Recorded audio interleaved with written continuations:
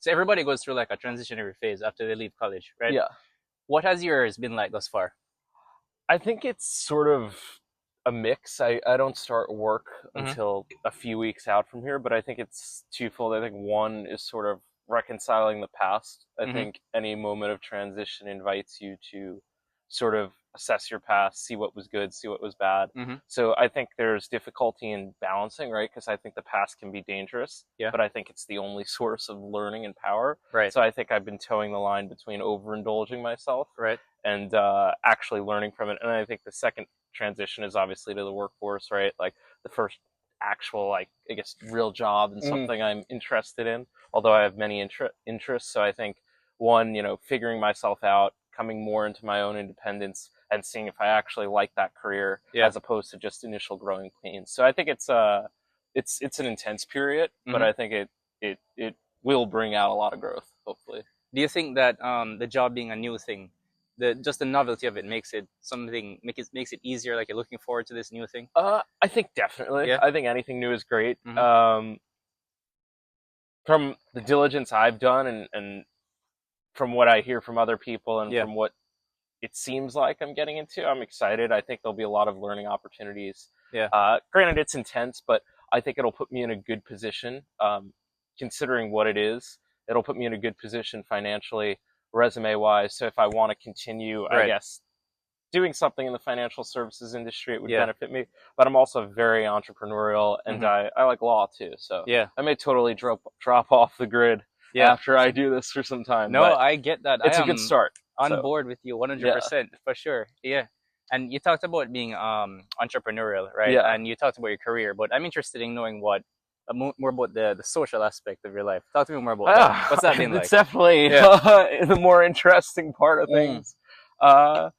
I think I've always been more of a quality over quantity person. Uh-huh. I think I'm not quirky, but like I embrace my uniqueness. So like if I have like opinions or whatever, maybe for the better or worse, sometimes I overshare or Yeah. undershare. So I'm not really one to, I guess, like try to appease the whole crowd and necessarily care if it works for some. Like for me, if the shoe fits, Yeah. I wear it. Fucking So weird. if I vibe with someone, I talk to them, Yeah, right? yeah, yeah. Regardless of who they are. If I don't vibe, I don't try to be mean. I don't think there's enough energy that I have and there's enough negativity in the world. So unless someone's directly confrontational with me, Mm-hmm. I just let them be just as I would want them to let me be. And I think as I've gotten older, well, 22 is Yeah. is what it is. Like you're Yeah. 23, right? Yeah.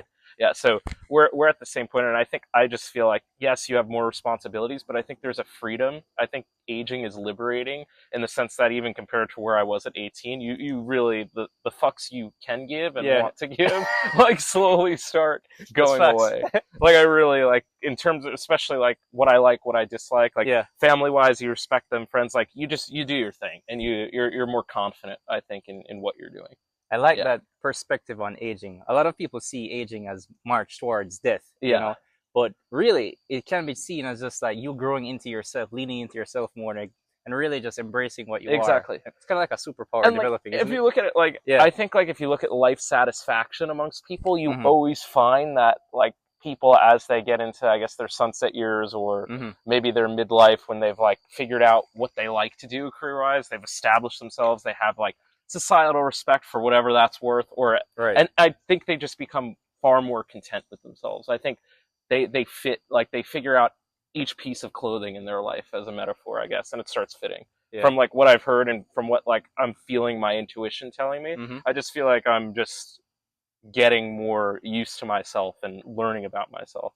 And I think that's the biggest thing. It's a selfish period. I No, think it should be. it should be. Like you It shouldn't be should be. I mean, but agree. like Yeah. you like I was talking to my other friend. Mm-hmm. If you really think about it, like yes, your energy might go down. You might bring kids into this world, right? Right. Which then in my opinion you can't be so selfish, right? Mm-hmm. That's your obligation. So far as I see it.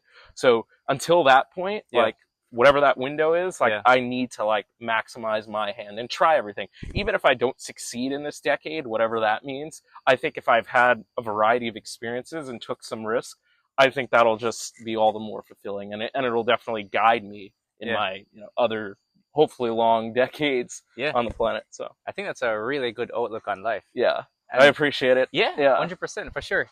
And it's like you talked about the kids earlier, right? Yeah. To have the kids, you need like a girl, right? So Yeah, how is that looking for exactly. you? Like, I know you probably dated in college, you know, Yeah. coming out of college and going to like the workforce. Do you Yeah. anticipate doing more of that, less of that? But what is that going to look like for you? That's feel like? one thing I think is it's hard, right? Conflating. It always has been for me. Like, I'm not a selfish person, but like I have a lot of things like I try to do in the Yeah. course of a day. So sometimes I do like become flaky Uh-huh. in the sense that like, yeah, I'm figuring things out. So like sometimes I'm not even aware of, you know, like other people, like when I'm sort of in a flow. So that's always posed a challenge for me romantically. Mhm. I think it's like right now, if I had to say it, I don't think I'm not in a relationship right now. Yeah.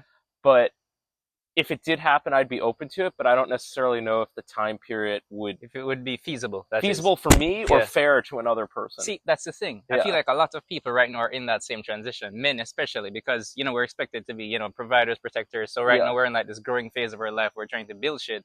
So if Yeah. anybody comes in, we're not gonna be able to give them our full selves. We Yeah. won't be completely present because we're gonna have to devote ourselves to growing these other things that we're working Exactly. on, which we intend to use to benefit them in the long run. Exactly. But maybe, you know, what they're looking for is more of an instant gratification type deal. I need you here, I need you present, but we can't provide that. And if you should provide that, after some time passes, when you cannot provide anymore, when you were supposed to, you know, have what, how should I put this? When you're supposed to be substantial, you know, Yeah. when it's time to have the kids, it's time to get the house. Yeah. If you cannot step up to that, Yeah. what's gonna happen to you? You're gonna be left behind. Yeah, it's true, man. Like, and I also That's a think man's reality. if what happens if you Yeah. put in all this time to a relationship that for some reason doesn't work out, and now Right. you have engaged in a relationship that was really, really time consuming and emotional, and now it's like you dumped a lot of energy, which I believe Right. is very finite, Yes. right? Especially as you get older. Now you've dumped it into something that didn't work out. Right. And granted, life has a lot of those, but I think it's something that you could relatively control. Yes. So I think control the controllables. Obviously, Obviously. yeah, there's Yes. going to be variables that you can't, but I think in terms Totally of agree. relationships, you should, one, have a firm understanding of yourself, and yeah, only engage in what you think. And it's all a working art. Like, I think in relationships I've been in the past, a lot of it, I didn't know when I was first starting to date in high school and stuff, I didn't really understand how much communication and actual effort it required. Like, Yes. you're in a honeymoon phase, like, you like each other. Yeah. But then all of a sudden, it's like, you get accustomed, and now it's like, where is this going? And you Mhm. sort of realize, like, how are we doing this? How do you do it? So I think it's an art in of itself. You have to communicate. So granted, if I met someone at a similar stage in life, or perhaps different, and I think we were able to communicate honestly about what our needs are, how our outlook on life is, and if it was acceptable to both parties that, like, I'm doing this, you're doing that, and we need space here and here, I think that's perfect. But granted, most people don't see eye to eye. So if you're going through this relationship and, you know, it might just be such that, yeah, the time you can offer, they can offer isn't sufficient for one side, and then you amicably split. But yeah, all of its time, all of its energy. So yeah, long story short, I'm open to it, but I don't know if the time's optimal. Yeah. But when is timing ever really optimal? That's true. So yeah, the bottom is the answer to everything in the universe, what do they say, is 42.